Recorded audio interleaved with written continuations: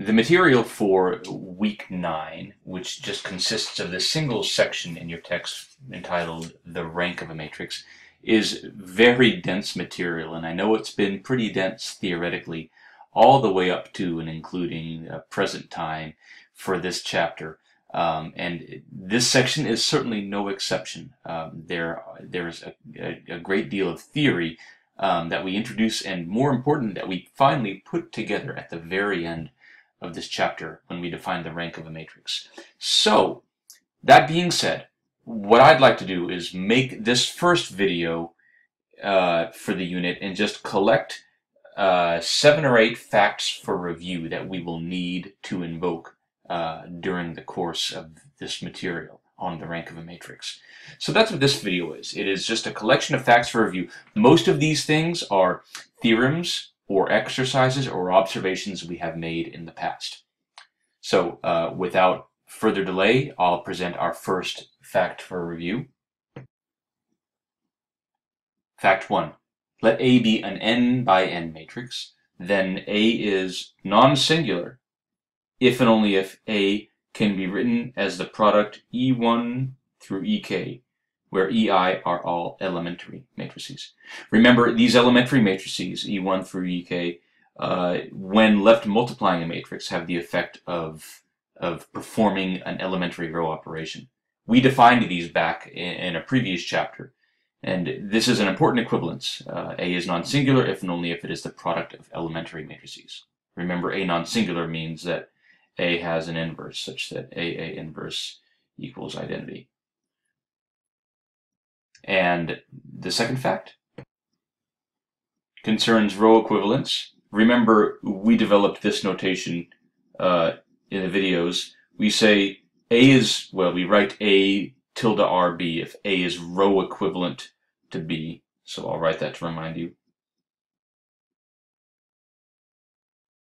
We know that A is row equivalent to B if and only if A can be written as B preceded by some collection of elementary matrices. So A equals E1 through EK times B, where EI are all elementary matrices. And similarly, we have a fact for column equivalence. A is column equivalent to B, written A tilde sub CB, if and only if A can be written as A equals B times E1 through EK, where again, these are all elementary matrices.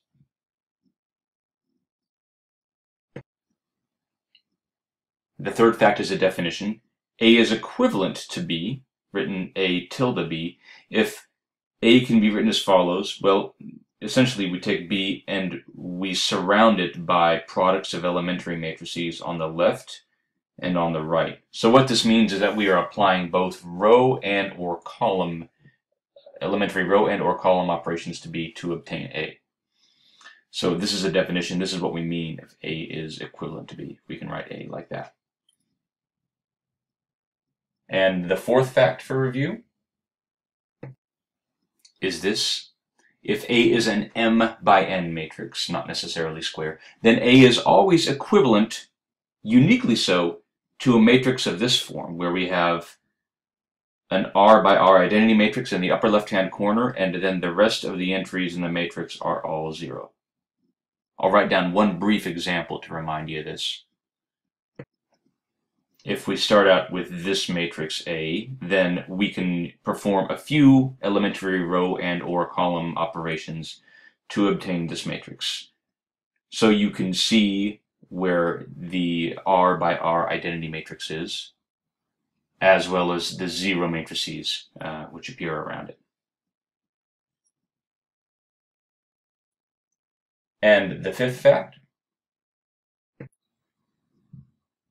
This next fact is not really a theorem or a proposition or an exercise. It's really just an observation. If A is an M by N matrix, which we are which is in row reduced echelon form, then we can see that the number of columns with leading ones is equal to the number of non-zero rows. If that's not immediately obvious to you, I think just a single example will suffice to convince you that it's true in all cases, so I'll write one down. So here's our example. We can see the number of non-zero rows is 1, 2. And similarly, the number of columns with leading ones is 1, 2. This fact follows from the very straightforward observation, the observation that each leading one is found in a non-zero row. You can see it here and here. And conversely, each non-zero row has exactly one leading one. And so we obtain this basic fact. Again, I'll state it.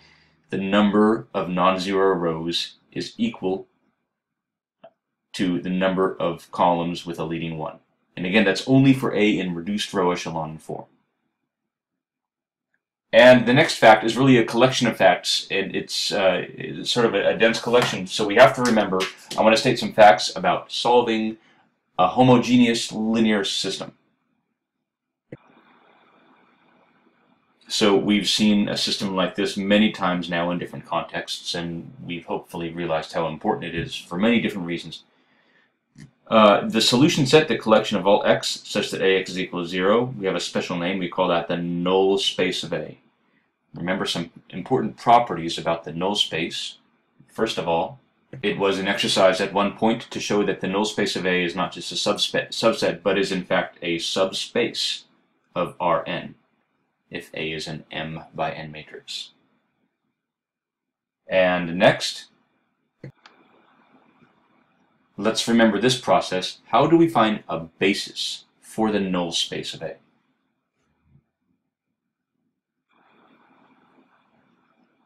Well, we begin by moving from the homogeneous system to the so-called augmented system with coefficient matrix A. And then we row reduce this thing. So we can go, if we want, all the way to reduced row echelon form. We don't have to go all the way there, but we can. So let's say we go to reduced row echelon form. So here is the augmented system AX equals 0, or the augmented A is 0 matrix. I've written out A explicitly in terms of its columns, A1, A2, A3, and so on and so forth.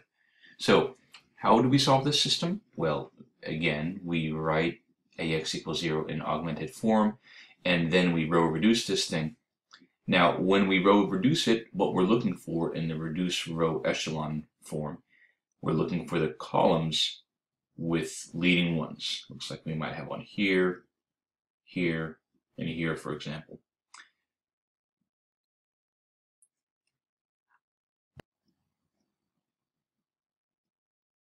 Now, to obtain a basis for the null space, we are interested in those columns that do not have leading ones. So, for example, this one, and this one. Those columns correspond to what we have called in the past the free variables. So let's make this observation, and again, this is a review from doing this before. The number of basis vectors in the null space of A is equal to the number of columns with no leading ones. Well, since A is an M by N matrix, we have M rows and N columns. Each column in RREF either has a leading one or it doesn't. And so we can write this number as simply the total number of columns minus the number of columns with leading ones. But we observed earlier that the number of columns with leading ones in RREF is simply equal to the number of non-zero rows. So we can write this as n minus the number of non-zero rows. So we have this equality. The number of basis vectors for the null space of A is equal to n minus the number of non-zero rows. Well, this quantity up here, the number of basis vectors in the null space of A, is simply the dimension of the null space of A. And we have a special word for that. We call that the nullity of A. So we can write this whole thing as follows. The nullity of a matrix A is the number of columns, n, minus the number of non-zero rows. And again, remember, that's the number of non-zero rows after we have reduced A to RREF.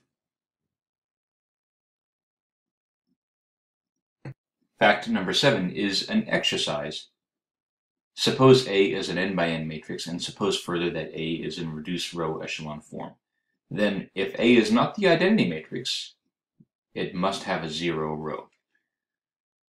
We're actually interested also in the contrapositive of this statement, or the equivalent logical statement, which reads, again, assuming that A is in reduced row echelon form, if A has no 0 rows, then A must be the identity matrix. And the last fact is this one. If A is an arbitrary m by n matrix in reduced row echelon form, then the rows of the matrix A form a linearly independent set. So that's it. Facts 1 through 8. Oh, by the way, this one is an exercise as well. Right. So those 8 facts are used in the upcoming section in the discussion of the rank of a matrix. I would suggest that you go back and take the time to write each one of these down on your own piece of paper. Writing them down with pencil or pen is an effective way of at least starting to commit them to memory so that you can recall these facts at your fingertips when you do need them. So that concludes this video. In the next one, we'll pick up and define the row rank and the column rank of a matrix and work our way to the full rank of a matrix.